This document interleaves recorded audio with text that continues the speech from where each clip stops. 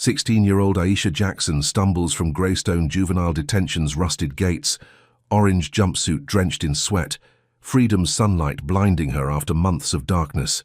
She flashes a triumphant grin, thinking she's escaped. Judge Victor Hensley's racist frame-up. Her dad Marcus, the U.S. Attorney General, her savior. Then a sniper's red dot flickers across her chest. Hensley's silent vow of vengeance. Victory twists into terror. Her fight's not over, it's just begun, promising a future soaked in blood. What will she sacrifice to end his reign? Before we dive in, let us know where you're watching from. If you stand for justice against corruption, hit like and subscribe for more gripping tales exposing the truth. Aisha Jackson shuffled down the chipped sidewalk of 8 Mile Road, the Detroit skyline fading into dusk behind her. Her sneakers scuffed against cracked pavement, each step a dull thud echoing her exhaustion after an 8-hour shift pumping. Gas at the rundown mobile station on the corner of Livernois. Grease smeared her faded blue uniform, the name tag pinned crookedly over her heart, spelling out Aisha in chipped white letters. She dug into her pocket, fingers brushing against a wad of crumpled singles and a handful of quarters, her tips from a night of impatient customers and spilled coffee. She counted silently, lips moving with each number. $11.73, adding it to the stash she kept in an old cigar box under her bed. $219 total now, still a long climb to the $500 she needed for college applications, but closer than yesterday. Her calves ached, her back screamed from lugging fuel cans for a jerk who wouldn't tip, but she pushed forward, the cool October air brushing her face like a promise. Wayne State University flickered in her mind, its red brick campus a beacon she could almost touch, if she just kept grinding. The streetlights buzzed overhead, casting jagged pools of yellow across the empty lots and boarded-up storefronts. A stray dog nosed through a pile of trash, its ribs stark against matted fur, and Aisha quickened her pace, tugging her hoodie tighter around her shoulders. She'd walked this route 100 times, knew every pothole, every flickering neon sign, but tonight felt off. Her ears caught a low rumble, a sound that didn't belong, and she glanced sideways, catching the glint of headlights creeping along a block back. A police cruiser, black and white paint dulled by grime, rolled slow, its lights off, engine purring like a stalking cat. Her throat tightened, a reflex she hated but couldn't shake. Not here, not black, not alone at night. She kept her head down, hands visible, steps steady, repeating the rules her mom Lena drilled into her since she was 6. Don't run, don't argue, don't give them a reason. It's probably nothing, she told herself. Just a patrol, just coincidence. But her pulse thumped louder than her footsteps. The cruiser closed the gap, tires crunching gravel as it swung onto the curb ahead, cutting her off at the intersection of Grand River Avenue. 2 officers stepped out, boots hitting the ground with purpose, their silhouettes sharp against the dim streetlight.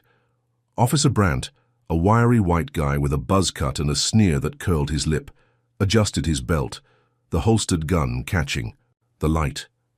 Officer Lyle, broader, older, with a graying mustache and eyes like chipped ice, circled to her left, boxing her in. Aisha froze, her breath shallow, the weight of her backpack suddenly heavy against her spine. "Where you headed?" "Girl?" Brandt asked, voice dripping with mock curiosity, his flashlight flicking on, blinding her for a split second before settling on her chest. She squinted, raising a hand to shield her eyes. "Home," she said, keeping it short, steady. "Just got off work at Mobile." Lyle snorted, stepping closer, his shadow swallowing hers. "Work, huh? You match a description, robbery 3 blocks over, black female, hoodie, backpack. Sound familiar?" Her stomach dropped, a cold knot twisting. "Tight." "No, sir, I've been at the station all night. You can check. My boss'll tell you." She shifted her weight, pointing back toward Livernois. But Brandt cut her off, lunging forward, slamming her against the brick wall of a shuttered liquor store. The impact jolted her teeth, scraped her cheek raw, and she gasped, air punching, out of her lungs. "Don't lie to us," he barked, his breath sour with tobacco, pinning her arm behind her back. Lyle rummaged through her backpack, tossing her algebra textbook onto the pavement, pages splaying in the dirt, followed by her water bottle, a granola bar, her gas station apron. "What's this?" he said, pulling out a worn leather wallet. Brown and scuffed, one she'd never seen. He flipped it open, revealing a driver's license and a wad of 20s, smirking as he held it up. "Stolen from the Vic, huh? Caught you red-handed?" Aisha's eyes widened, panic clawing her chest. "That's not mine, I swear. You put that there." Her voice cracked, rising as she twisted against Brant's grip, but he yanked her arm higher, pain shooting through her shoulder. "Shut it," he snapped, metal clinking as he pulled cuffs from his belt, snapping them onto her wrists, the steel biting into her skin. Lyle chuckled, low and mean, pocketing the wallet like it was nothing. "Matches the description perfect." "Huh? Robbery suspect resisting arrest, whole package." She shook her head, tears stinging her eyes, blurring the world into smears of light and shadow. "Please call mobile, ask Mr. Carter. I was there, I didn't do this." But they ignored her, dragging her toward the cruiser, her sneakers skidding. On loose gravel, a cluster of people gathered across the street, shadows against the glow of a bodega's neon sign, phones out, filming silently. A woman in a pink coat muttered something, her voice lost in the wind, but no one moved, no one shouted, no one helped.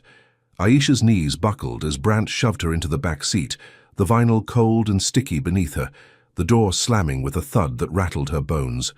Through the smudged window, she saw her textbook lying open, pages fluttering like a wounded bird, her tips scattered in the dirt, $11.73 blowing away.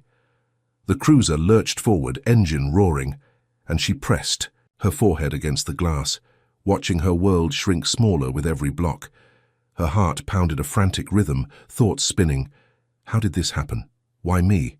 What now? She clenched her fists, nails digging into her palms, whispering to herself, "I'm not done, I'll figure this out," even as the precinct's concrete bulk loomed ahead, its lights promising nothing but trouble. Brant and Lyle hauled her. "Out!" Their grips bruising as they marched her through the precinct doors, the air inside thick with stale coffee and sweat. A desk sergeant glanced up, bored, tapping at a keyboard, while a drunk slumped in a chair nearby, muttering to himself.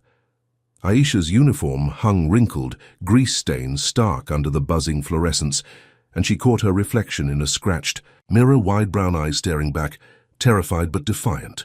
They shoved her toward booking, fingerprints smearing ink across her hands, the camera flashing in her face, each click stripping away another piece of who she was. "Name," the sergeant droned, not looking up.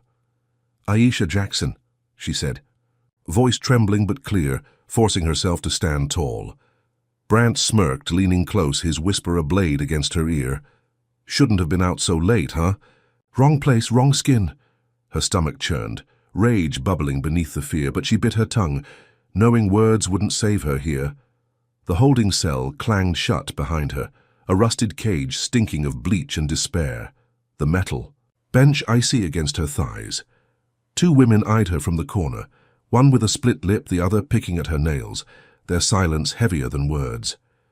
Aisha hugged herself, the cuffs off but their weight still ghosting her wrists, her mind racing back to that wallet, those cops, the lie they'd built in seconds.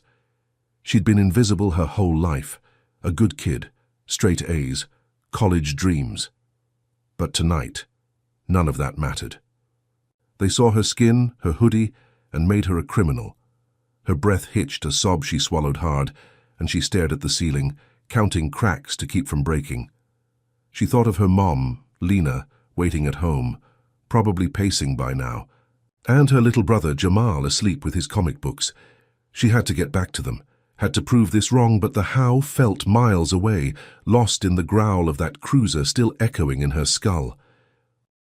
The precinct's fluorescent lights buzzed like angry wasps, casting a sickly glow over Aisha Jackson as she stood in the booking line, her gas station uniform crumpled and streaked with grease. Her wrists throbbed where the cuffs had bitten, into her skin, the ink from fingerprinting still smudging her fingertips, a mark she couldn't scrub away. Officer Brant leaned against the wall, smirking as he chewed gum, his buzz cut catching the light while he muttered to Lyle, "Look at her thug wear and all fits the part." Lyle grunted, flipping through the planted wallet's contents, 20s fanning out like a taunt. Aisha's stomach churned, her reflection in the scratched plexiglass barrier showing a girl she barely recognized, eyes wide with fear, but jaw set tight. The desk sergeant barked her name again. "Jackson, move it!" And she shuffled forward, sneakers squeaking on the linoleum, each step heavier than the last. What kind of justice lets two cops pin a lie on her in 10 minutes flat? She clenched her fists, nails digging into her palms, vowing silently, "I won't let them bury me." They shoved her into a holding cell, the door clanging shut with a hollow boom that echoed off the concrete walls. The air stank of sweat and bleach, the metal bench icy against her legs as she sank onto it, hugging her knees. A woman with a bruised cheek stared blankly from across the cell, while another hummed tunelessly, rocking back and forth. Aisha's mind spun, replaying the night, the cruiser's growl, the wallet she'd never touched. How could they twist her life into this so fast? She'd been at work, pumping gas, wiping counters, dreaming of college, not robbing anyone. Her boss, Mr. Carter, could vouch for her, the regulars too, but no one here cared. The clock on the wall ticked past midnight, each second a hammer blow, and she wondered if her mom, Lena, had noticed her absence yet, if Jamal was still asleep, oblivious to the storm crashing down. Hours blurred into a grey haze, her eyes burning, from the relentless lights, until a balding man in a cheap suit appeared at the bars, clutching a thin file. "Aisha Jackson? I'm Paul, your public defender," he said, voice shaky, his tie knotted crookedly like he'd dressed in the dark. She stood, hope flickering, but he barely met her gaze, rattling off legalese about arraignment and pleas, like a script he hadn't memorized. "Wait, I didn't do it," she cut in, gripping the bars. "They planted that wallet. I was at work, call mobile." Paul shifted, sweat beading on his forehead, mumbling, "We'll look into that." But his hands trembled as he stuffed the file under his arm, already turning away when a guard shouted, "Time's up!" She slumped back, dread pooling in her gut. Was this guy even going to fight for her, or was he just another cog in this machine? The courtroom loomed the next morning, a cavern of dark wood and stale air, the gallery packed with whispers and shifting bodies. Aisha stumbled in, shackles clinking around her ankles, the gas station uniform still clinging to her, reeking of oil and defeat. Her mum, Lena, sat in the front row, her nurse's scrubs wrinkled from a sleepless night, her face crumpled as she clutched Jamal's hand. The 12-year-old's eyes were red, his Spider-Man shirt rumpled, staring at Aisha like she'd vanish if he blinked. She forced a small smile, mouthing, "I'm okay." But the lie tasted bitter. Judge Victor Hensley loomed on the bench, silver hair gleaming under the lights, his lips curling into a smirk that chilled her bones. His robe hung heavy, gold rings flashing as he tapped his gavel, eyes locking on her with a predator's glee. Who gave this man the power to crush her life without a shred of proof? The clerk's voice rang out, "State versus Aisha Jackson, armed robbery," and the prosecutor, a slick white guy in a tailored suit, rose with theatrical flair. "Your Honor, this defendant terrorized a citizen at gunpoint, stole their wallet, a brazen act demanding swift justice." Aisha's heart slammed against her ribs, a trapped animal clawing to escape. "That's not true," she blurted, but Paul grabbed her arm, hissing, "Quiet, don't make it worse." The prosecutor droned on, waving the wallet like a trophy, claiming a witness saw her, though no one appeared. Paul stood, voice quivering. My client asserts her innocence. There's no evidence. The ID's shaky." But Hensley waved him off, rings glinting. "The wallet's enough, counsel. Sit down." Aisha's breath caught, her eyes darting to Lena, who mouthed, "No," as tears streaked her face. Could this really end so fast, with lies stacking higher than truth? Hensley leaned forward, voice smooth as venom, his smirk widening. "Based on the overwhelming evidence and the severity of this crime, I sentence you to 5 years in juvenile detention." The gavel crashed, a gunshot through the room, and Lena's scream tore the air, raw and jagged. "She's innocent, you can't take my baby." Jamal sobbed, burying his face in his mum's side, while gasps rippled through the gallery. A wave of shock and murmurs. Aisha's legs buckled, the bailiff's hands clamping her arms, dragging her toward the exit, shackles scraping the floor. She twisted, locking eyes with Hensley, his cold stare promising more than just bars, a vow to break her completely. How deep did his hatred run, and what else would he do to keep her down? The bailiffs yanked her through a side door. The courtroom, fading into a blur of wood and faces. Her mum's cries echoing in her skull. She stumbled down a corridor. Concrete walls closing in, the air thick with dust and despair. "Move it," one growled, shoving her into a holding pen, the gate slamming shut behind her. She sank onto a bench, the uniform's grease stains, a mocking reminder of the night she'd lost everything. 5 years, the words looped in her mind, a sentence for a crime she didn't commit, handed down by a man who saw her skin and wrote her fate. Her chest tightened, rage simmering beneath the shock, and she whispered, "I'll fight this, I'll find a way." Her voice a thread of steel in the dark. What do you think of Hensley's racist power play? Comment number 1 if you agree. This judge is a monster hiding behind a gavel. Or if you think Aisha's got no shot against him. Drop a like if you're rooting for her to claw her way out, and subscribe to catch how she battles this nightmare next. Can she outsmart a system built to crush her? Or will Hensley's next move bury her deeper? What's he hiding behind that smirk, and how far will he go to silence her? The transport van rattled over potholes, its engine groaning as it hauled Aisha Jackson toward Greystone Juvenile Detention, a grey fortress squatting on Detroit's outskirts. Her shackles clinked with every bump, the orange jumpsuit scratching. Her skin, its chemical stink replacing the grease of her gas station uniform. She pressed her face to the barred window, watching the city blur into smears of neon and shadow, each mile stripping away the life she'd known. The van lurched to a stop, gates screeching open and concrete walls loomed, topped with razor wire that glinted like teeth in the fading sun. Her stomach twisted, bile rising as guards yanked her out, boots crunching gravel. The air hit her hard, thick with bleach and rot, and she stumbled, legs numb from the ride, only to be shoved forward by a meaty hand. "Welcome home, princess." A guard snarled, his breath hot on her neck, and she clenched her jaw, refusing to flinch.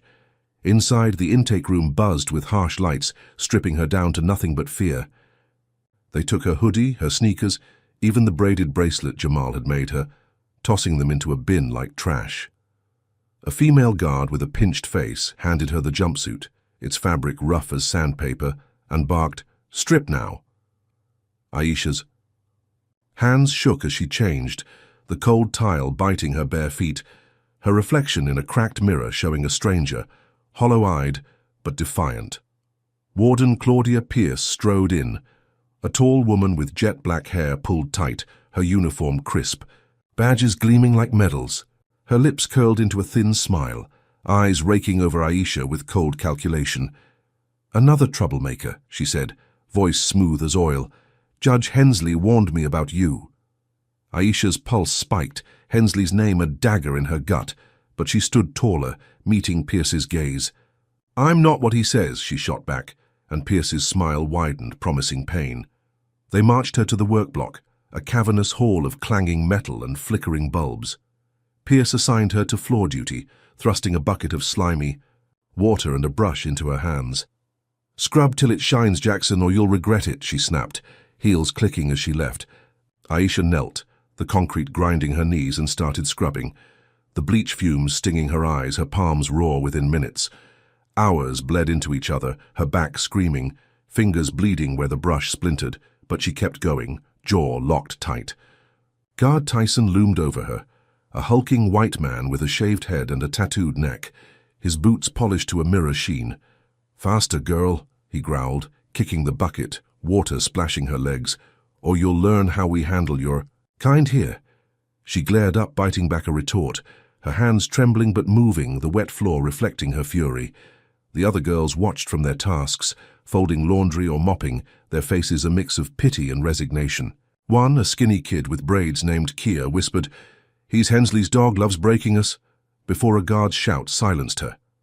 Tyson circled Aisha like a vulture, his shadow swallowing her as she worked, and then he struck, slamming her shoulder into the wall, the impact rattling her teeth. "Lazy trash," he spat, a racial slur slicing the air, his fist hovering like a threat. Pain flared, but she choked it down, eyes burning with hate. Later, in the cell block, Kia slipped her a burner phone, a scratched Nokia hidden in a sock.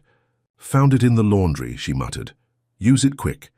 Aisha's heart raced, fingers fumbling as she dialed her dad, Marcus, the U.S. Attorney General, his voice a lifeline through the static.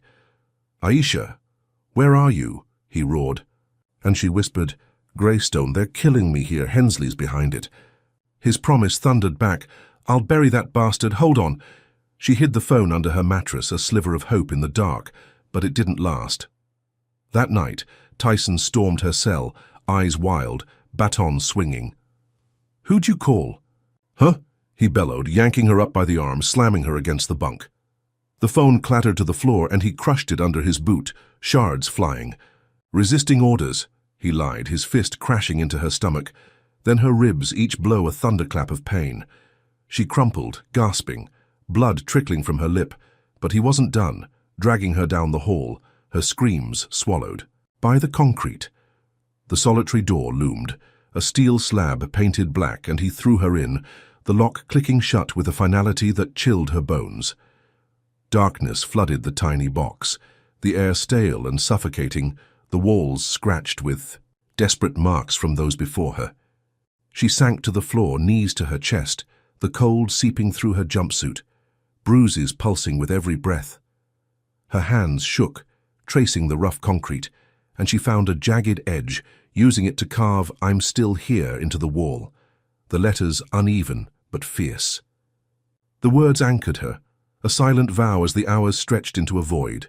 No light, no sound, just her heartbeat and the echo of Tyson's slurs. She thought of Marcus, his voice on that call, the rage in it, and clung to it like a rope in a storm. How long could she hold out in this hellhole before it broke her? Her mum's face flashed in her mind, Lena's strength, Jamal's laugh, and she gritted her teeth, whispering, "They won't win." Even as the darkness pressed harder, testing every ounce of her will, the cell's silence was a weight, crushing her chest, but she forced herself to breathe, to think. Hensley's name looped in her skull, his smirk from the courtroom. Pierce's glee, Tyson's fists, all part of the same machine grinding her down. Her ribs ached, her lips swelled, but the fire in her gut burned hotter, fueled by every injustice piling up. She pictured her dad storming D.C., files in hand, tearing Hensley's world apart, and it kept her sane, kept her fighting. The scratches on the wall glowed faintly in her mind, a testament to survival, and she added another line, her nails splitting, blood smearing the stone. She wasn't just a number here, not just a target for their hate. She was Aisha Jackson, and she'd make them pay, one way or another. Aisha Jackson stumbled out of Solitary's black void, her orange jumpsuit clinging to her sweat-soaked skin, bruises throbbing across her ribs like a map of Tyson's fists. The cell door groaned open after 3 endless days, and she squinted into Greystone's harsh corridor lights, her legs wobbling but her chin high. Warden Pierce stood there, arms crossed, her cold eyes narrowing as she barked, "You're out, Jackson. Technicalities, don't get comfy." Aisha's heart leapt, a wild thud against her chest, freedom dangling like a lifeline she barely trusted. She shuffled past Tyson, his sneer a silent promise of more pain, and clutched the scratched words from her cell wall in her mind. "I'm still here," a mantra keeping her upright. The guards shoved her through processing, tossing her old hoodie and sneakers at her, the fabric soft against her battered hands, a whisper of the girl she'd been before Hensley's gavel fell. Outside, the Detroit air hit her face, crisp and alive, the sun blazing over razor wire as Marcus Jackson, her dad, the U.S. Attorney General, stormed the gates in a tailored suit, his presence a thunderclap. He'd marched into D.C.'s federal courthouse that morning, slamming a stack of emails on the judge's desk, proof Hensley took private prison cash to lock up kids like her. "My daughter's no criminal," he'd roared, voice shaking the room, and the feds caved, releasing her on procedural errors.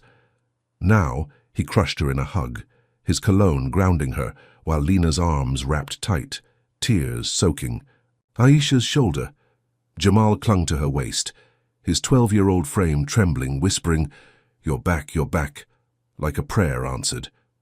Camera flashes exploded around them, reporters shouting, microphones thrusting forward, and Aisha forced a grin, thinking, "I beat him, I'm free.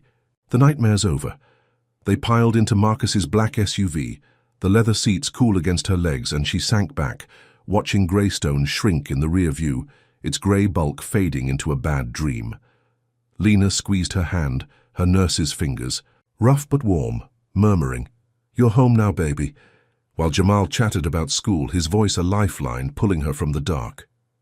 Marcus gripped the wheel, jaw tight, recounting how he dug up Hensley's dirt, emails showing thousands per conviction, a racist empire built on black kids' backs.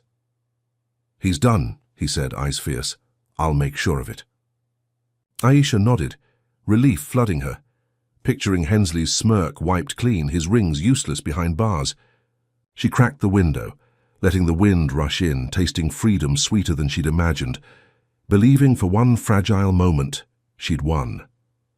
That night, home felt surreal, the living room's soft couch swallowing her, the smell of Lena's, cornbread wafting from the kitchen. She ran her fingers over the worn cushions, tracing stitches Jamal had poked holes in years ago, every detail a tether to sanity. Her bedroom waited upstairs, posters curling at the edges, algebra books stacked where she'd left them. A life paused but not erased.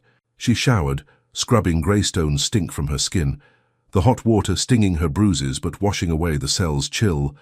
Wrapped in her old robe, she sat with her family, laughing at Jamal's terrible Spider-Man impressions, the sound foreign after weeks of silence and screams. For the first time since 8 Mile Road, she thought, "I'm safe, Hensley's finished, we're whole again." But dawn broke that illusion apart. Aisha woke to her phone buzzing, notifications piling up like storm clouds. She opened X expecting support and froze, her breath catching as a video loaded, grainy but damning. Her face on screen, voice distorted. "Yeah, I took the wallet, held the gun, easy cash." Her stomach plummeted, ice flooding her veins, the words a lie she'd never spoken. The caption screamed, "Aisha Jackson confesses fraud freed by daddy's power." Comments exploded beneath, thousands retweeting, "Lying thug, back. To jail," slurs cutting deeper than Tyson's baton. She dropped the phone, hands shaking, whispering, "No, no, no," as Marcus burst in, his laptop open, face ashen. "Hensley," he growled. "He doctored this, leaked it overnight. He's turning the world against you." The TV blared downstairs, news anchors dissecting the confession, pundits calling her a criminal, Marcus a corrupt puppet. Aisha stumbled to the window, peering through blinds, and saw them, a crowd swelling on their quiet street, white. Faces twisted with rage, signs stabbing the air. "Lock her up! Justice for the victim!" Her chest tightened, breath shallow, as a brick crashed through the glass, shattering inches from her face. She ducked, glass raining down, Jamal's, scream piercing the chaos as Lena yanked him back. More projectiles followed, bottles, rocks, a Molotov cocktail sizzling on the lawn, flames licking the grass. Marcus shoved furniture against the door, shouting, "Get upstairs now," while Aisha grabbed Jamal, hauling him to safety, her bare, feet crunching shards. From her bedroom she watched the mob grow, pickup trucks circling, horns blaring, a Confederate flag snapping in the wind. Police lights flashed, but the cops stood back, arms folded, smirking as the crowd chanted. A bottle smashed her window, liquid fire splashing the sill, and she stamped it out, coughing through smoke, her hands trembling but steady. "They believe him," she whispered, staring at the screen still playing that fake video, her voice twisted into a monster's. Marcus pounded his fist on the wall. "Hensley's got reach, money, he's not done fighting." Aisha's eyes hardened, the relief of yesterday gutted by this new war. Her family's home a battlefield, her name a curse. She snatched her phone, scrolling the hate, each word a lash, and realized Hensley wasn't just a judge, he was a hydra, every cut sprouting worse heads. The fire spread outside, neighbors fleeing as sirens wailed too late, and Aisha clutched, Jamal tighter, his sobs soaking her shirt. Lena barricaded the stairs, her nurse's calm cracking while Marcus dialed his team, voice steel, "Find who made this, shut it down." Aisha's mind raced, piecing it together, Hensley's counterattack, sharper than she'd dreamed, turning her win into ash. She'd thought freedom was the end, but this was worse. A public lynching by lies, her family caught in the crossfire. She wiped blood from a glass cut on her cheek, staring at the mob through the smoke, and vowed, "I'll burn you back." Her defiance flaring brighter than the flames licking her world apart. Think Aisha deserved this brutal backlash after beating Hensley's frame-up? Comment number 1. If you're furious at how fast racism flipped her victory, or if you reckon she's too naive to see his next punch coming, smash that like if you're cheering her grit against this storm, and subscribe to catch her clawing through the chaos ahead. How far will Hensley stretch his claws to crush her spirit, and can she shield her family from the inferno he's unleashed? Aisha Jackson crouched beneath her bedroom window, glass crunching under her bare feet, the acrid smoke from the Molotov cocktail still curling through the shattered frame. Flames danced across the lawn outside, casting flickering shadows over her family's barricaded home, the Detroit night alive with chaos. Jamal clung to her side, his 12-year-old frame shaking, tears streaking his face as he whimpered, "Why are they doing this, Aisha?" She hugged him tighter, her own heart hammering, whispering, "I don't know, little man, but we're okay," even as the lie burned her throat. Lena shoved a dresser against the stairs, her nurse's hands steady despite the terror in her eyes, while Marcus barked orders into his phone. "Get me back up now, my family's under attack." The mob's chants echoed, "Lock her up," a racist roar fueled by Hensley's fake video, and Aisha's stomach twisted, knowing this was no random hate. This was his next move. Sirens wailed closer, red and blue lights piercing the haze, but the cops who arrived stood back, chatting with the crowd, their laughter cutting deeper than the bricks still raining down. Aisha peeked out, spotting Officer Brandt among them, his buzz cut glinting as he waved off a protester's torch, doing nothing to stop the siege. Her blood boiled, fists clenching, but before she could scream, Marcus's phone buzzed, his face darkening as he read the screen. "They're suspending me," he growled, slamming the device onto the table. "Effective immediately, abusing power to free you, Aisha. Hensley's framing me now." Lena gasped, her hand flying to her. "Pouth, Charles, no they can't." But his jaw tightened, eyes blazing. "He's hitting us all, turning my badge into a target."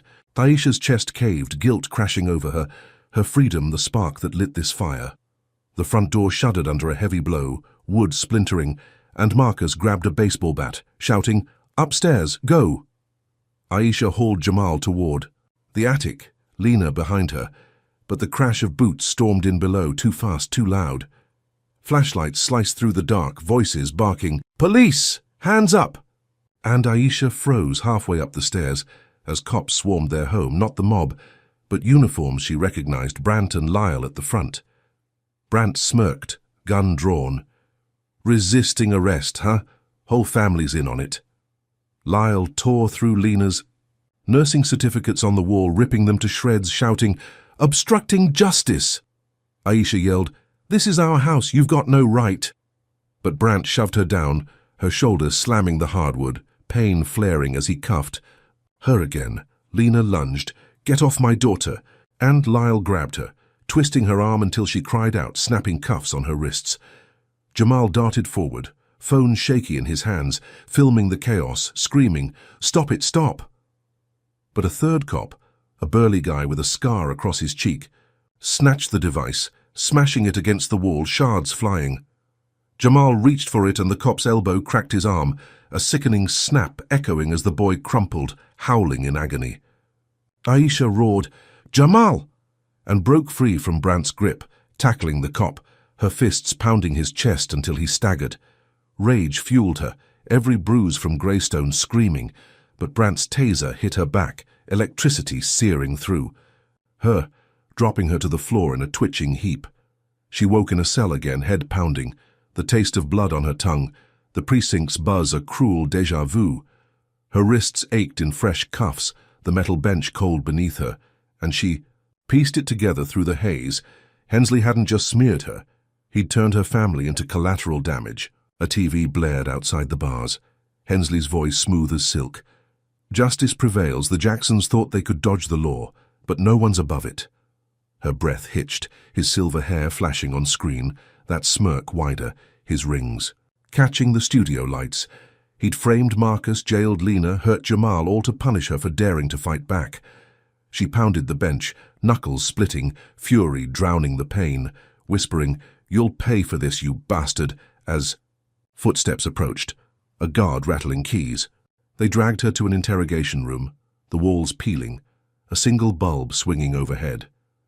Brant sat across from her, chewing gum, his sneer a permanent fixture. "Your dad's done, your mom's locked up, kids in the ER, all 'cause you couldn't stay quiet," he said, leaning close, breath sour. "Hensley says hi, by the way." She glared, spitting blood onto the table. "He's a coward hiding behind you pigs." Brant laughed, slamming her file down. "Keep talking, makes it easier to bury you." Lyle stepped in, tossing a photo of Jamal's broken arm, the bone jagged under bruised skin, and Aisha's vision blurred, tears burning but unshed. "He's 12, she choked. "You monsters." And Brant shrugged. "Should have thought of that before playing hero." Hours. Later they hauled her to a new cell, this one smaller, danker, the air thick with mildew. She sank against the wall, the concrete rough against her back, replaying the raid. Jamal's scream, Lena's cuffs, Marcus's suspension. Her family, her rock, torn apart because she'd called her dad from Greystone, because she'd dared to hope. Hensley's reach stretched beyond bars into their home, their lives, a racist vendetta with no end. She traced the bruises on her arms, each one a badge of his hate, and thought of Marcus's promise, "I'll bury him." Where was he now, stripped of power, fighting his own war? Her head throbbed, but her resolve hardened, a steel core forming. Beneath the wreckage, she'd get them out. She'd make Hensley bleed for this. The cell door creaked, a new guard peering in, his face blank, but his eyes flickering with something, pity maybe. "Your mum's in holding, kid's stable," he muttered, slipping her a granola bar through the bars before vanishing. She clutched it, the wrapper crinkling, a lifeline in the dark, and took a bite, the sweetness sharp against her hunger. Jamal's arm, Lena's cries, Marcus's rage, they fueled her. Each memory a brick in the wall she'd built to climb out. She stood, pacing the tiny space, her shadow stretching long, and whispered, "You hit my family, Hensley. Now I hit back," her voice steady, a vow etched into the silence. The TV droned on, Hensley's lies looping, but she tuned it out, plotting, waiting, knowing this wasn't the end, just the start of a bigger fight. Aisha Jackson sat shackled to the metal bench in her dank cell, the precinct's mildew stench clinging to her orange jumpsuit, her wrists raw where the cuffs dug in. The buzz of the overhead light drilled into her skull, but her mind churned, faster, replaying Jamal's broken arm, Lena's cries, Marcus's suspension, all fuel for the fire roaring in her chest. The guard's granola bar wrapper crinkled in her fist, a small kindness in this concrete tomb, and she chewed the last bite, forcing strength into her aching body. She paced the tiny space, 3 steps one way, 3 back, her shadow flickering, like a trapped ghost whispering, "I'll get us out." Her voice a blade honed by rage. Hensley thought he'd crushed her, locking her back in this cage, but she'd find a crack, she'd break through, she'd make him bleed for touching her family. The cell block door clanged open. A new girl shuffled in, her jumpsuit too big, braids swinging as she slumped onto the bench across from Aisha. "Zara," she muttered, eyes sharp despite the bruises blooming on her cheek. "Hacked some cop's email, landed here." Aisha nodded, sizing her up, a spark flickering. "Could this kid be an ally?" Zara smirked, pulling a scratched USB drive from her sock. "Got something better than freedom, Hensley's prison quotas, numbers proving he's selling us out." Aisha's pulse spiked, leaning closer. "Show me." Zara plugged it into a smuggled phone, her fingers flying, revealing spreadsheets of names, dates, payments. Thousands per black kid locked up, Greystone's profits tied to Hensley's gavel.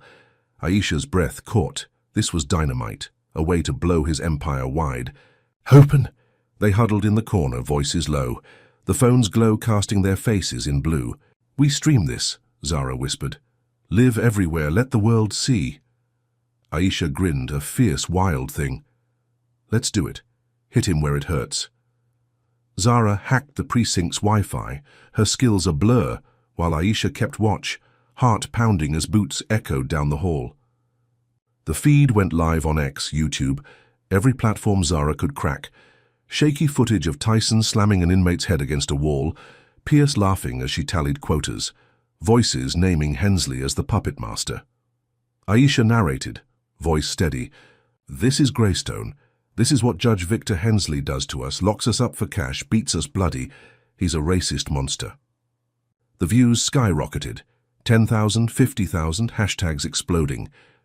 Hensley corruption, free Aisha, the nation's eyes peeling back the lie.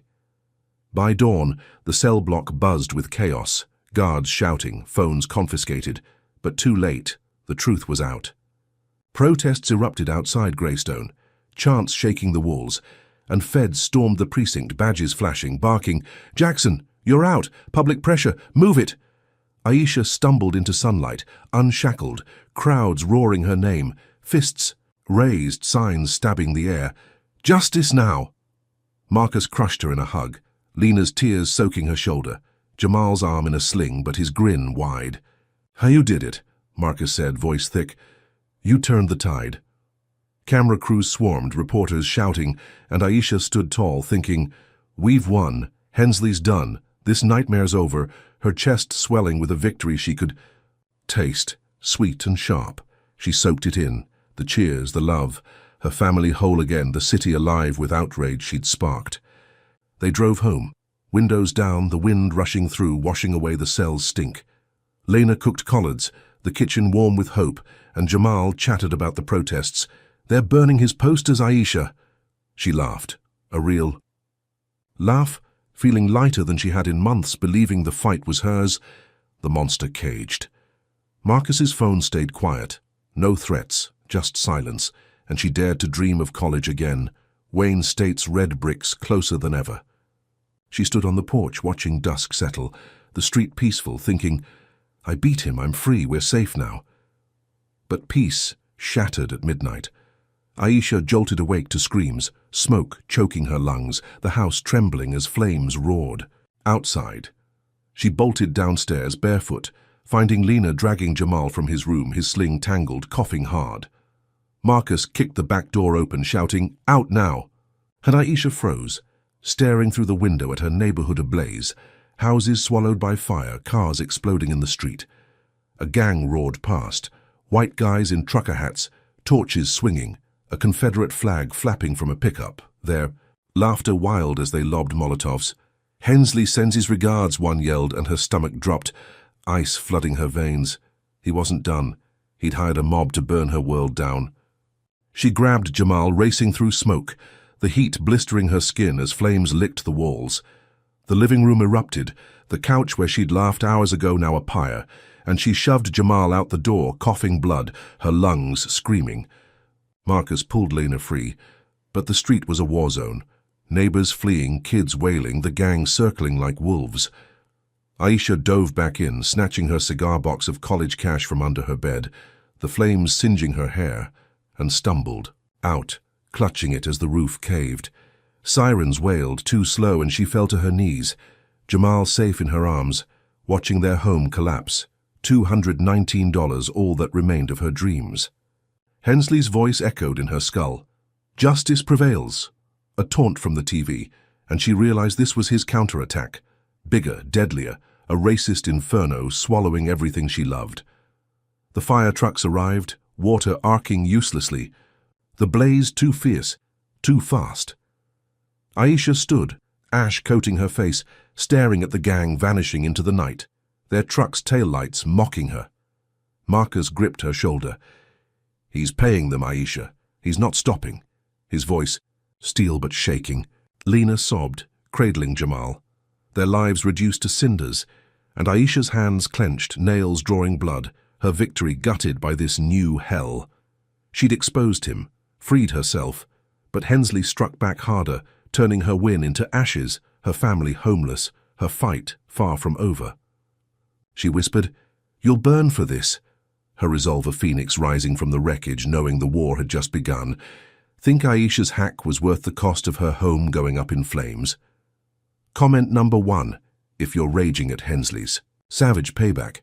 Or if you reckon she should have stayed quiet to keep her family safe.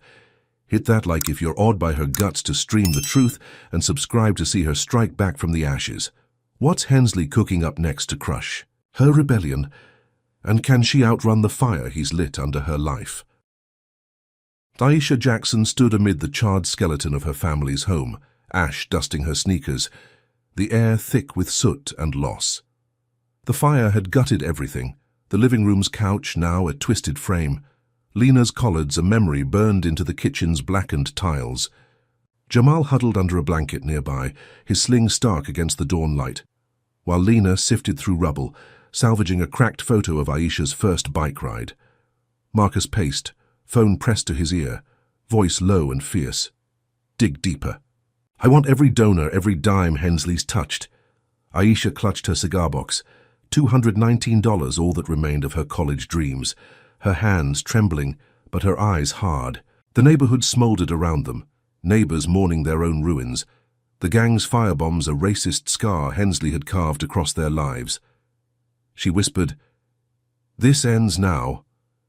Her resolve a steel thread in the wreckage.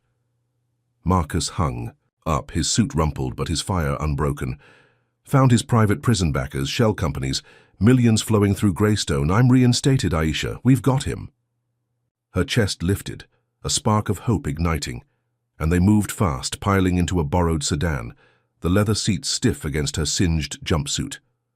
At the federal courthouse, Marcus stormed the chambers, slamming files onto the judge's desk. Emails, bank records, a money trail tying Hensley to a cartel of CEOs profiting off locked-up kids. Aisha stood beside him, testifying at an emergency hearing, her voice steady despite the bruises. Victor Hensley framed me, beat me, burned my home. He's a racist tyrant selling black lives. Zara's hacked data flashed on a screen, quotas.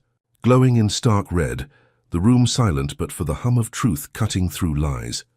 Hensley sat at the defense table, silver hair dulled under the lights, his smirk faltering as the prosecutor piled on.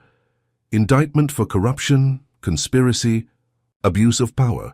The judge, a stern woman with grey streaks, nodded. Gavel poised. Charges stand, bail denied, and the gallery erupted, cheers drowning Hensley's protests as bailiffs cuffed him, his rings clinking against steel.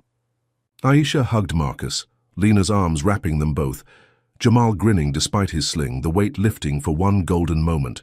She thought, he's done. We've won. Justice finally ours. Her breath easing as they stepped outside, cameras flashing, the crowd chanting her name, a victory she could feel in her bones. They retreated to a safe house, a squat brick building on Detroit's edge, its windows boarded but the heat working, a temporary shield from the storm. Lena cooked pasta on a camp stove, the steam warming the room, while Jamal doodled Spider-Man on a napkin, giggling at Marcus's terrible jokes. Aisha sank into a creaky chair, her body aching but her spirit soaring, replaying Hensley's fall, his empire cracking under her strike. She scrolled her phone, X alive with support.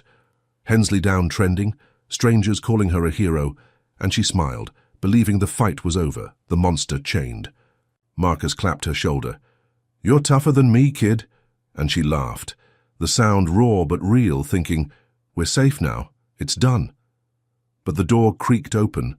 Paul, her jittery public defender from that first courtroom nightmare, stepping in, his cheap suit wrinkled, eyes darting. "Aisha, I need to talk," he stammered, clutching a coffee-stained file, and she frowned, unease prickling her spine. Why was he here now? He sat, voice low. "I messed up, they paid me. Hensley's people. I leaked your safe house spot." Her stomach dropped, ice flooding her veins. "What?" she choked. But before he could finish, the windows exploded inward, glass raining down as bullets ripped through the walls, a hit squad storming in, black masks and automatics blazing. Aisha dove under the table, wood splintering above her, Lena's scream piercing the chaos as Marcus tackled Jamal to the floor. The air thundered with gunfire, plaster dust choking her lungs, and she crawled, heart slamming, spotting Paul frozen, his file shredded by bullets. "You sold us out," she roared. But a masked thug grabbed him, snapping his neck with a sickening crunch, his body slumping lifeless. Aisha lunged for a fallen lamp, swinging it at a gunman's knees, bone cracking as he fell. but another seized her, slamming her against the wall, her vision swimming. Marcus fired back with a hidden pistol, dropping two, shouting, "Get out!" "Back door!" While Lena dragged Jamal through the haze, blood streaking his sling from a graze, Aisha kicked free, bolting after them, bullets whizzing past, the safe house a slaughterhouse, Paul's betrayal the match-lighting Hensley's fuse. They stumbled into the alley, night air biting her lungs, the squad's boots pounding behind. Marcus shoved them into a dumpster. "Hide now!" And Aisha pulled Jamal close, Lena's sobs muffled as they crouched among trash, the stink of rot better than death. The hit squad swept past, flashlight beams slicing the dark, and Aisha peeked out, seeing flames lick the safe house, another fire Hensley had set. Her hands shook, gripping Jamal, his whimpers breaking her, and she realized trust was a lie. Paul's cowardice a blade Hensley wielded from his cell. Marcus whispered, "He's still hunting us, even indicted." His gun steady but his eyes wild, and Aisha nodded, dread sinking deep. This wasn't over, it was war. The dumpster's metal chilled her skin, her mind racing, Paul's words echoing, "They paid me." A confession that cost them everything. Hensley's reach stretched beyond bars, his money buying death, his hate unyielding, and she'd been naive to think an indictment stopped him. She thought of Zara's data, the crowd's cheers, all undone by this ambush, her family bleeding, again because she'd dared to fight. Her cheek pressed against Jamal's, his tears hot on her skin, and she vowed, "I'll end this, I swear." Her voice a growl in the dark, knowing Hensley's next blow would be worse, deadlier. A hunter who'd never quit. Aisha Jackson crouched in the dumpster's stinking shadows, her heart hammering against her ribs, Jamal's small body trembling against her as the hit squad's boots pounded the alley outside. The air reeked of rotting food and gasoline, the safe house's flames roaring a block away, painting the night orange with Hensley's wrath. Lena's sobs muffled into her sleeve, her nurse's hands clutching Aisha's arm, while Marcus peered through a crack, his pistol steady, whispering, "They're moving off, stay low." Aisha's lungs burned, smoke seeping through the metal, and she gripped Zara's cracked laptop, snatched from the chaos, its weight a lifeline in this spiraling nightmare. Paul's betrayal echoed in her skull, his snapped neck a warning, Hensley's. Reach clawing at them even from a jail cell, turning every ally into a trap. The squad's flashlight beams faded, their curses swallowed by the wind, and Marcus hissed, "Now go!" Aisha kicked the lid open, hauling Jamal out, his sling snagging on the edge as he whimpered. Lena followed, her face streaked with ash, and they bolted barefoot across gravel, Marcus covering their rear. They ducked into a rusted pickup, Marcus, hot-wired, the engine coughing to life and peeled out, tires screeching as Detroit's burning skyline shrank behind them.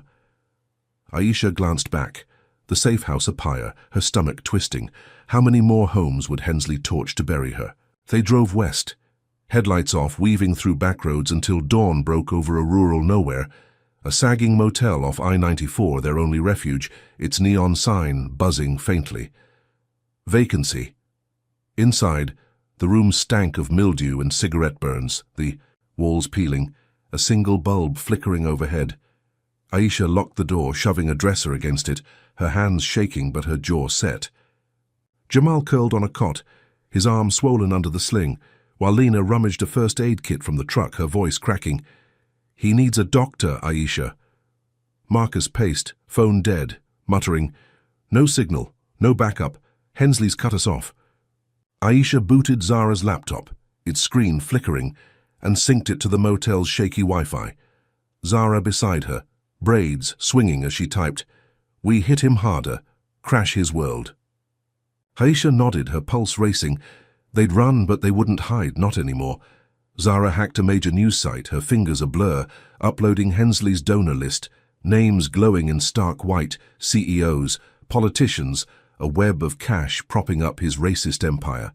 Aisha typed the headline, "Hensley's paymasters exposed, private prison cartel crumbles," her voice narrating live. "This is who locks us up, burns our homes. They profit off our blood." The site crashed under the flood, stocks tanking. As viewers surged, millions watching Wall Street bleed. Protests swelled online, then spilled into streets, Detroit to DC, chants roaring, "Shut it down!" Aisha leaned back, grinning. "We've got him now." Her chest swelling with a fleeting triumph, thinking, "He's finished, we're safe here, the world's on our side." They huddled around the laptop, the room's stale air buzzing with hope. Jamal giggling at the chaos unfolding on screen. "They're mad, Aisha, real mad." Lena bandaged his arm, her touch gentle, whispering, "You're a fighter, baby girl." And Marcus cracked a rare smile. "You're rewriting the game, kid." Aisha stretched, her bruises aching but her spirits soaring, believing the motel's cracked walls shielded them. Hensley's empire imploding under her strike. She stepped outside, the morning crisp, cornfields stretching endless beyond the parking lot, and breathed deep, tasting freedom again, picturing college, a life beyond. This war. The laptop pinged, stocks plummeting further, and she thought, "We've won, he's powerless now, it's over." But dusk brought Hensley's fangs back, sharper, deadlier. The TV flickered on, a news anchor's voice cutting through. "Breaking! Aisha Jackson, fugitive terrorist, $50,000 bounty, armed and dangerous." Her face plastered the screen, a mugshot twisted with lies, her stomach dropping as the anchor droned, "Wanted for arson, assault, terror threats, last seen fleeing Detroit."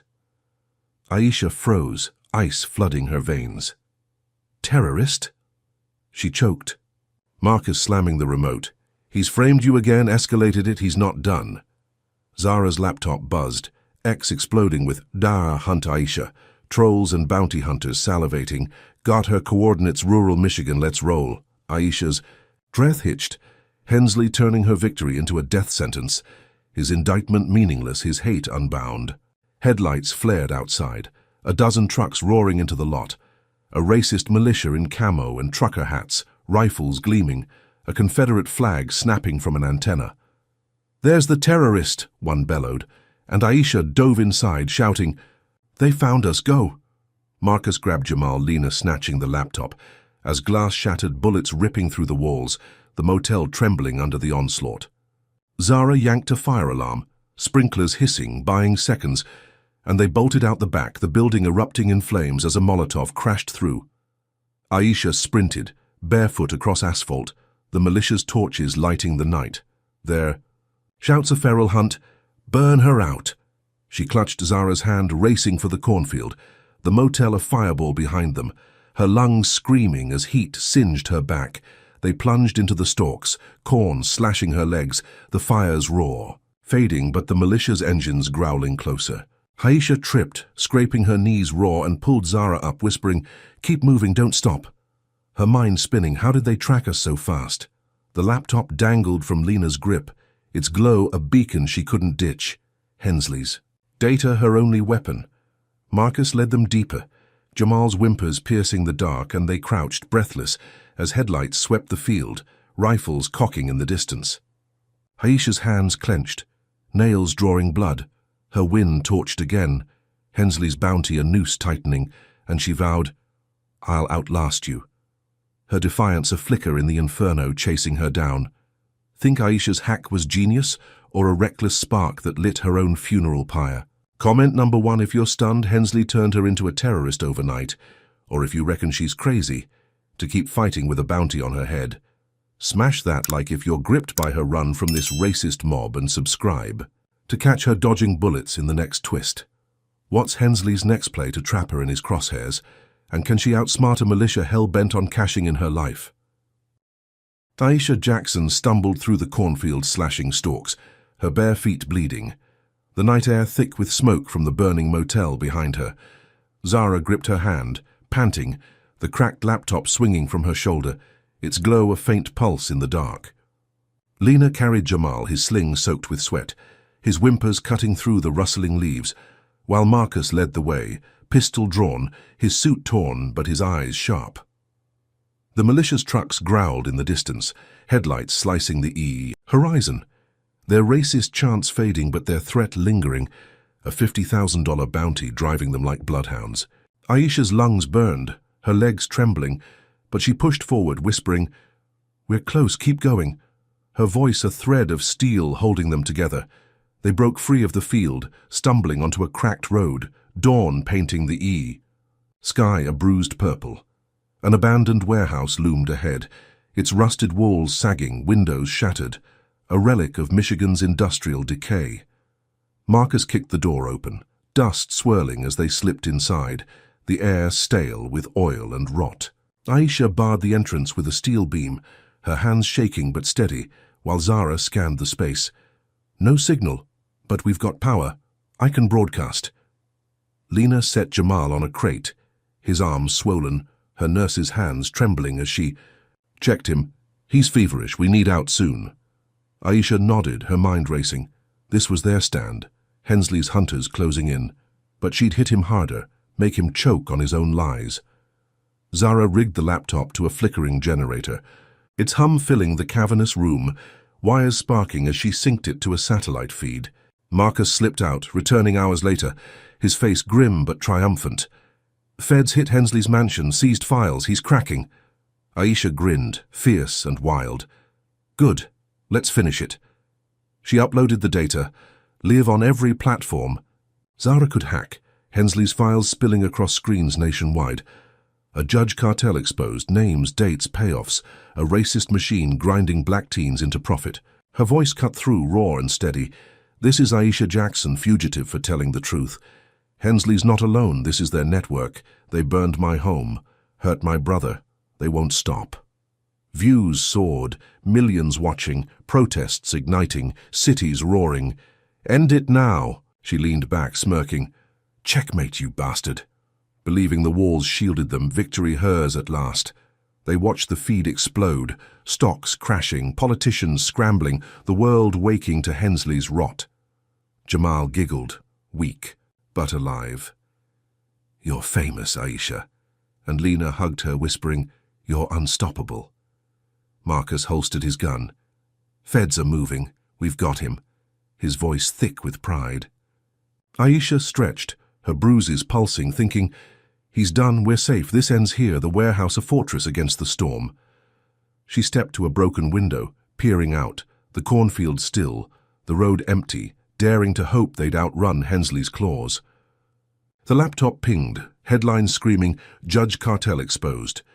And she pictured him in his cell, silver hair matted, rings useless, her chest swelling with a wind she could taste. But dusk brought the trap, swift and brutal. The warehouse trembled, doors crashing inward, the militia storming through, camo-clad and armed, rifles spitting fire, their radios jamming the signal, cutting the broadcast dead. Aisha dove behind a crate, shouting, Get down! As bullets shredded the air, wood splintering around her. Zara scrambled, laptop clutched, but a thug grabbed her, slamming her to the concrete, his boot cracking her ribs, blood pooling as she gasped. Aisha, run!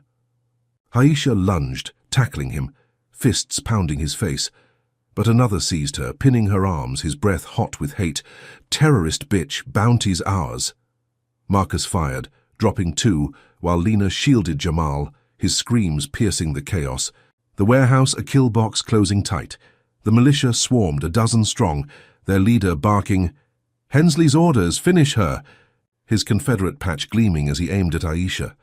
Zara crawled, coughing blood, and shoved the laptop at her. Keep it, go, before a rifle butt smashed her skull, her body slumping lifeless, eyes wide in death. Aisha screamed, Zara! Her voice breaking, but the thug yanked her back, slamming her against a rusted beam, her head ringing. Marcus roared, Out, now! And shot a path clear, Lena dragging Jamal through the hail, blood streaking his sling again. Aisha broke free, snatching the laptop, but the leader tossed a grenade, its pin glinting as it rolled toward her feet. A dull thud on the concrete, its fuse hissing in the dark. She stared, time slowing. The grenade's green shell a death knell inches away, Zara's blood slick under her knees. Her mind screamed, Move, move! And she kicked it, the metal skidding toward a window, her body diving as it exploded, shrapnel. Tearing through the air, slicing her leg, a hot gash of pain. The blast rocked the warehouse, flames licking the walls, and she crawled, choking on dust, the militia reeling but regrouping, their shouts a feral howl. Marcus pulled her up. Feds. Her close, hold on. His arm around her, Lena and Jamal ahead, stumbling through smoke. Aisha clutched the laptop, her hands slick with blood. Zara's sacrifice, a weight she couldn't drop, whispering, "Dad, hurry," as gunfire stitched the night. The grenades echo, a promise of Hensley's unrelenting hate. They staggered, out a side door. The warehouse ablaze, the militia's truck circling, headlights blinding. Aisha's leg throbbed, blood soaking her jumpsuit, but she ran, limping. The laptop her only weapon now, Hensley's empire exposed but his claws still slashing. She thought of Zara's last gasp, the broadcast cut short, her win unraveling. Again, and rage burned through the pain. He took her, he won't take me. Marcus fired back, buying seconds, and they ducked into shadows, the Fed's sirens wailing too far, too late. Aisha's breath rasped, her family bleeding beside her, and she vowed, "I'll end you." Her defiance a flicker in the inferno, knowing Hensley's next strike would be the deadliest yet. Aisha Jackson sprawled on the warehouse floor, ears ringing from the grenade's blast, her leg screaming where shrapnel had torn through muscle, blood pooling beneath her orange jumpsuit. The air choked with smoke and dust, flames licking the rusted walls, the militia's gunfire a relentless drumbeat as Marcus dragged her behind a toppled crate.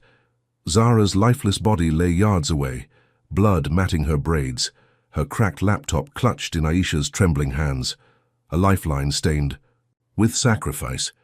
Lena huddled with Jamal, his 12-year-old frame shivering, his sling soaked red from a fresh graze, his cries piercing the chaos. "Aisha, it hurts." She gritted her teeth, kicking the grenade's echo from her mind, its explosion a near miss she'd barely outrun, and whispered, "Hold on, little man," her voice raw but fierce. Marcus fired over the crate, his pistol spitting back at the militia, their camo figures weaving through shadows, rifles flashing. "Feds are close," he shouted, sweat streaking his face. "Just a few minutes." Aisha nodded, her leg throbbing, forcing herself up, the laptop's weight pulling at her arm. She'd kicked the grenade out a window, diving as it erupted, shrapnel slicing her flesh, but the blast had bought them seconds, a crack in Hensley's trap. The militia leader bellowed, "Finish her, Hensley's orders!" His Confederate patch glinting as he reloaded, and Aisha's stomach twisted. Zara's death a fresh wound. Proof Hensley's hate wouldn't stop, not even from a cell. She crawled to Lena, pressing the laptop into her hands. "Keep this, get it out."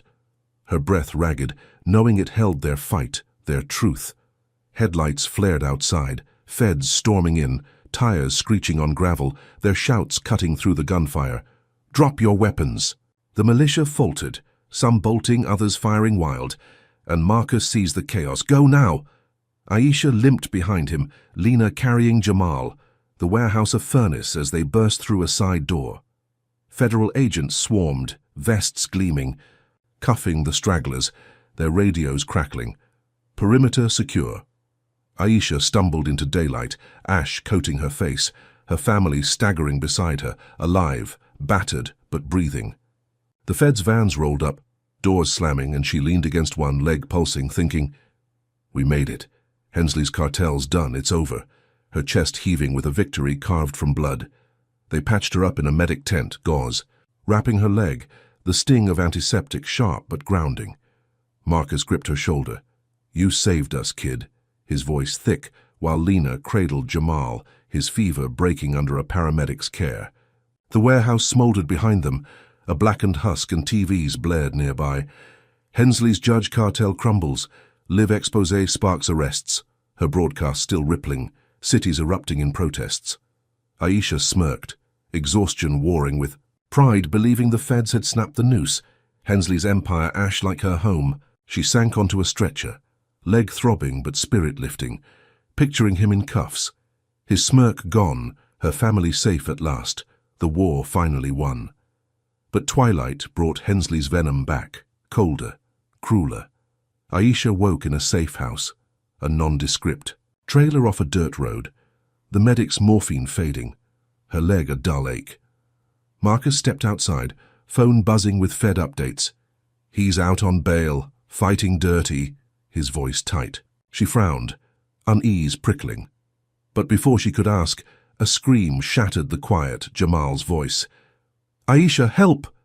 She bolted up, leg buckling, and staggered to the window, seeing Hensley on a grainy live stream, silver hair gleaming. A gun pressed to Jamal's head, his sling dangling, blood streaking his face. "Surrender or he dies." Hensley snarled, his eyes wild, the feed cutting in and out, a warehouse backdrop blurring behind him. Aisha's heart stopped, ice flooding her veins. "No, no, no!" Her whisper a plea as Lena collapsed, sobbing. "They took him," Marcus roared, kicking the door. "How'd he get bail? How'd he grab him?" But Aisha pieced it, the Fed's chaos, a mole, Hensley's money buying one last strike. She limped to the laptop, Zara's blood still smudged, on the keys and hacked the stream signal, tracing it to an old factory 10 miles east. "I'm going," she said, voice steel, snatching Marcus's keys. But he blocked her. "You're hurt, Aisha, we'll get him." She shoved past. "He's my brother. Hensley wants me," her leg screaming, but her will unbreakable. Lena grabbed her arm. "You can't," tears streaming, but Aisha hugged her. "I'll bring him back," and ran, the trailer's door slamming, her limp a battle cry in the dusk. She drove alone, the pickup rattling over potholes, her leg bleeding through the gauze, every jolt a knife in her flesh. The factory loomed, a hulking shell of brick and broken glass, and she parked, hobbling out, the live stream's echo guiding. Her 5 minutes, Jackson, or his brains paint the floor. She slipped inside, shadows swallowing her, the air thick with rust and oil, and found Hensley in a cavernous room, Jamal tied to a chair, his eyes wide with terror. "Aisha!" he cried, and Hensley turned, gun steady, smirk curling. "Smart. Girl, trading yourself, huh?" She raised her hands. "Let him go, you've got me." Her voice calm, masking the storm inside, knowing this was her move. Her sacrifice. Hensley laughed, a hollow, bitter sound. "You think you've won, exposing my friends? They'll bury you deeper."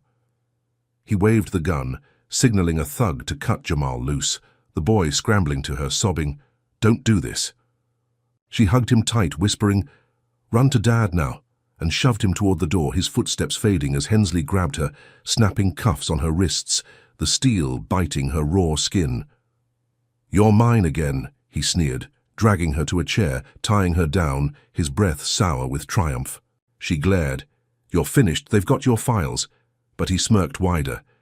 "Not all of them," his rings glinting as he stepped back, the room's silence a trap tightening around her. Marcus burst in minutes later, Feds swarming, guns drawn, Jamal safe in his arms, but Aisha sat bound. Hensley's gun now holstered, his hands raised in mock surrender. "She attacked me," he lied, voice smooth, and the Feds hesitated, cuffs clicking on him, but his smirk unshaken. Aisha's leg bled onto the floor, her wrists chafing, and she met Marcus's eyes, his fury a mirror to hers, knowing Hensley's bail was a loophole, his power still clawing. She'd saved Jamal, flipped the game, but the cuffs told her truth. Hensley wasn't done, this was his checkmate. Her freedom the price. She whispered, "Keep fighting." Her defiance a spark in the dark, the factory's walls closing in, another cage she'd have to break. Aisha Jackson sat bound to a rusted chair in the factory's depths, her wrists chafing under cold steel cuffs, blood trickling from her shrapnel-torn leg onto the oil-stained concrete. Judge Victor Hensley loomed over her, his silver hair glinting. In the dim light of a flickering bulb, his smirk a jagged slash across his face as he paced the soundproof bunker, a hidden chamber beneath the main floor. "You thought you'd ruin me, girl?" he sneered, voice dripping with venom, his gold, rings flashing as he waved a burner phone. "My cartel's cash will fly me out tonight, you're just a loose end." Aisha glared, her breath shallow but steady. The pain in her leg a dull roar she ignored, whispering, "You're done, Hensley, the world knows." Her defiance a spark in the dark. Even as Jamal's safe escape warmed her chest, he laughed. A brittle, hollow sound stepping closer, his polished shoes clicking on the floor. "Your little broadcast. My friends buried it. Feds'll find nothing. I've got files they'll never touch." He tapped the phone, gloating. "One call, and I'm gone. You're the only one who'll rot here." Aisha's mind raced, tracing the room, concrete, walls thick with silence, a single locked door, a security camera blinking red in the corner, its lens a cold eye. She'd traded herself for Jamal, her family safe with Marcus. But Hensley's escape meant her sacrifice was for nothing. His racist empire poised to rise again. Her hands flexed, testing the cuffs, her leg throbbing, and she spotted a rusted pipe jutting from the wall. A slim chance in this cage. Hensley turned, dialing, his back to her, muttering, "Wheels up in 2 hours." And Aisha moved, silent, as a shadow, rocking the chair until it tipped, her fingers brushing the pipe. She gripped it, wrenching hard, the metal groaning as it snapped free, her cuffs clinking but holding. She swung, smashing the camera, glass shattering, sparks flying, and Hensley spun. "What the hell?" His phone clattering as he lunged. She rolled, pipe in hand, genius sparking through panic, and jammed it into the cuff's lock, twisting until it popped, her wrists free, raw but unbound. She sprang up, leg buckling but adrenaline surging, and tackled him. Her elbow cracking his knee, a sickening crunch as he howled, collapsing in a heap. He clawed at her, rings slicing her cheek. "You little!" But she pinned him, pipe pressed, to his throat. "Stay down." Her voice a growl, blood dripping onto his pristine shirt. Footsteps thundered above, feds breaching the factory, Marcus's voice barking, "Aisha, where are you?" And she grinned, fierce and wild, thinking, "I've got him, he's mine, this ends now." She kicked his phone away. Its screen cracked and tied his wrists with a cord from the busted camera. His curses muffled as she limped to the door, picking the lock with the pipe's jagged end, her hands steady despite the pain. The steel slab creaked open, daylight flooding in, and she stumbled out, Hensley writhing behind her. "You'll pay for this." His threat hollow against her triumph. Marcus crashed through, feds swarming, their vests a wall of black as they stormed the bunker, guns drawn. "Aisha!" he roared, crushing her in a hug, his suit soaked with sweat. Jamal and Lena trailing. Safe, alive. The feds yanked Hensley up, his knee swollen, face red with rage, cuffs snapping on his wrists, his rings useless now. "She attacked me, assaulted a judge," he spat. But Marcus shoved files at the lead agent. "Check the bunker. More evidence, he's fleeing with cartel money." Aisha leaned on her dad, leg pulsing, watching Hensley dragged to a van. His smirk gone, her chest swelling. "We've won. He's finished. It's over." The factory's shadows lifting as sirens wailed. They searched the bunker, pulling burner. Phones, ledgers, a duffel stuffed with cash. Proof Hensley planned to vanish. His empire's last gasp. Aisha sank onto a crate, medics wrapping her leg, the sting of gauze sharp but grounding. Her family huddled close. Jamal clung to her. "You saved me." His voice small but strong, and Lena kissed her forehead. "My brave girl." Marcus gripped her shoulder. "You flipped it, kid. He's done," his pride thick, the feds' radios crackling. "Suspect in custody, flight grounded." She nodded, exhaustion crashing over her, thinking, "He's caged. We're free. The fight's ours." Her breath easing as the vans rolled away, Hensley's silver hair vanishing behind tinted glass. She stood, limping to the factory's edge, the sun dipping low, casting long shadows over the wreckage. The broadcast, Zara's death, Jamal's rescue, it all led here, Hensley's fall a victory carved from her blood. She pictured college. Again, Wayne State's red bricks, a life beyond this war, and smiled, faint but real, believing the nightmare ended with his cuffs. But as the feds cleared out, a red dot danced across her chest, a sniper's laser flickering from the tree line. Hensley's last order echoing from his cell, a silent vow of vengeance. Her breath caught, eyes widening. "Marcus," she shouted, ducking as he tackled her, the dot vanishing, her heart slamming. He's not done, he's still out there, the winner lie unraveling fast. They hit the dirt, Marcus shielding her, his gun drawn, scanning the trees. "Stay down." The feds spun, radios buzzing, sniper northwest, but the shot never came. The dot gone, a ghost in the dusk. Aisha's leg throbbed, her cheek stinging from Hensley's rings, and she clutched the crate, realization sinking in. His cartel lived, his hate a hydra she hadn't beheaded. She'd broken him here, flipped the board, but that dot whispered, a truth. Her fight stretched beyond this factory, beyond his cuffs, a shadow war still burning. She whispered, "I'll finish it." Her defiance aflame in the fading light, knowing Hensley's last card played on, deadly and unseen. Aisha Jackson hit the factory dirt hard, her shrapnel-torn legs screaming as Marcus tackled her, the sniper's red dot vanishing from her chest, a ghost swallowed by the dusk.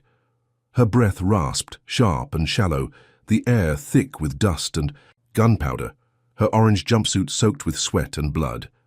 Marcus rolled off her, pistol sweeping the tree line, his suit ripped, voice a growl. Where'd it go?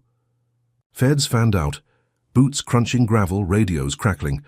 No visual suspects clear, their vests glinting in the fading light. Aisha pushed up, wincing, her cheek stinging from Hensley's ringed slash, the factory smouldering behind. Them Victor Hensley's cuffed figure slumped in a van, his silver hair matted, his smirk gone. She clutched her pounding chest, thinking, we got him, he's done, it's over. But that dot lingered in her mind, a chilling promise unfulfilled. Marcus hauled her to her feet, his arm steadying her limp. You're okay, kid, we're clear. His eyes fierce but shaken, scanning the shadows. Jamal ran up, sling dangling, his 12-year-old frame trembling as he hugged her. Aisha, I thought, his voice breaking, and Lena followed, her nurse's hands cupping Aisha's face, tears streaking ash. My girl, my brave girl. The feds swarmed the van, Hensley's curses muffled as they slammed the doors, and Aisha forced a nod, her leg pulsing, believing the sniper was a last gasp, his empire gutted by her broadcast, her family safe at last. She leaned against Marcus, exhaustion crashing over her, picturing Hensley behind bars, his rings useless, her win sealed in this moment. They piled into a Fed SUV, the leather cool against her skin, the engine humming as they rolled away, the factory shrinking in the rear view, a blackened scar on the horizon. Medics patched her leg en route, gauze tight around the gash, the sting grounding her as Jamal chattered. They're arresting everybody, Aisha, you did it. Lena squeezed her hand. You're free, baby. And Marcus grinned. Cartels. Toast files are everywhere. Aisha sank back, her wrists raw from cuffs, thinking, it's done, he's buried, we're whole, the weight lifting with every mile. The radio buzzed. Hensley in custody, nationwide raids. And she smiled, faint but real, dreaming of Wayne State, a life beyond this war, freedom hers at last. But the Safe House TV shattered that dream, a news anchor's voice cutting through. Breaking, sniper traced to Greystone juvenile detention. Warden Claudia Pierce confesses on live feed. Aisha froze, her stomach dropping, the screen flashing to Pierce, her jet black hair pulled tight, badges gleaming, her cold smile chilling the room. Hensley was my pawn, she said, voice smooth as ice. I ran the show, quotas, payoffs, framing black kids. He took orders, I pulled strings. Aisha's breath caught, ice flooding her veins. What? She choked, Marcus slamming the table. Pierce? The feed rolled. Pierce detailing a shadow network, judges, CEOs, a racist machine spanning states. Hensley a cog, not the wheel. Her confession, a bomb exploding Aisha's victory. Lena gasped, she's the one? And Jamal clung to Aisha. That lady from the prison? Marcus punched the wall. She played us, hid behind him, his knuckles bleeding as the anchor droned. Pierce surrenders, exposes syndicate, FBI moves in. Aisha stared, her mind spinning. Pierce's smirk in Greystone, Tyson's fists. The quotas all her doing. Hensley a mask for the real monster. The sniper dot clicked, Pierce's last order, not his. A taunt from the true mastermind who'd locked her up, burned her home, broke Jamal's arm. Her hands clenched, nails drawing blood, rage drowning relief. She's the root, he was bait. I missed it. Her winner mirage crumbling fast. Feds stormed Greystone on screen, Pierce cuffed, her uniform crisp as they dragged her out, her smile unshaken. You'll never catch them all, a vow echoing Hensley's gloat. Aisha stood, leg throbbing, limping to the window, the night pressing in, her family's eyes on her, heavy with shock. Marcus gripped her shoulder. We'll get her, Aisha. She's down. But she shook her head. It's bigger, Dad. She's just the face. They're still out there. Lena hugged Jamal. You're clear, baby, Pierce confessed. But Aisha's jaw set. The broadcast. Zara's death. Jamal's rescue. All battles in a war she hadn't won. A hydra with heads still snapping. She thought of college, freedom, and saw only shadows. Pierce's network alive. Her fight unfinished. She turned, voice steel. I'm not stopping.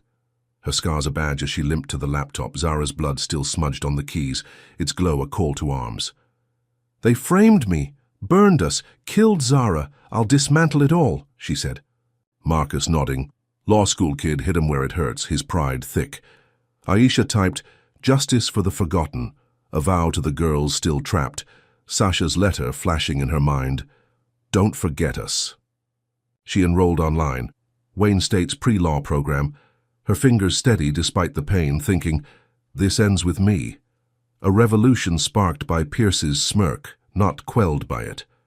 The feds hauled Pierce away, her confession rippling, protests, swelling, but Aisha knew one down. More to go, her path a warrior's, not a victim's. The safe house settled, night deepening, and Aisha stood outside, the stars vast above, her breath fogging the cool air. Jamal slept inside, Lena's lullaby soft, Marcus plotting with feds. But Aisha felt the weight, Pierce's network a beast she'd only grazed. Her leg ached, her cheek stung, but her fire burned hotter. Hensley a pawn, Pierce ahead, the body still lurking. She whispered, "I'll find you." Her defiance a promise to the sky, law school her weapon, her scars her armor, the fight stretching beyond this win, a war she'd waged till the end. The revolution roared in her veins, Pierce's cuffs a start, not a finish, and she stepped back inside, ready for the long haul. Aisha Jackson's journey reveals profound truths about resilience, systemic injustice, and the power of defiance. First, it shows that courage can thrive in the darkest corners. Aisha faced relentless racism, false arrests, brutal imprisonment, and arson. Yet her spirit never broke, teaching us that inner strength can outlast any cage. Her story underscores the importance of fighting back, not just for oneself but for others, as seen when she traded her freedom for Jamal's life and vowed to dismantle Pierce's network. Second, it exposes the depth of systemic corruption, where figures like Hensley and Pierce wield power to profit off marginalized lives. A stark reminder that justice isn't blind, it's often bought. Aisha's broadcasts flipped the script, proving truth can spark revolutions, even against overwhelming odds. Third, it highlights betrayal's sting, Paul's treachery, and Pierce's shadow role. Show trust is a battlefield, yet Aisha's grit turned pain into purpose. Finally, her shift to law school reflects a lesson in legacy. Surviving isn't enough. Building a better future is the real victory. This tale isn't just about enduring racism. It's about outsmarting it, outlasting it, and rewriting the Sioux rules. What do you take from Aisha's fight? Drop a comment with your thoughts. Did her defiance inspire you, or do you see cracks in her plan? Hit like if her courage moved you. Subscribe for more tales of justice, and share to spread her story. Thanks for joining this journey. May you find your own strength to challenge the shadows.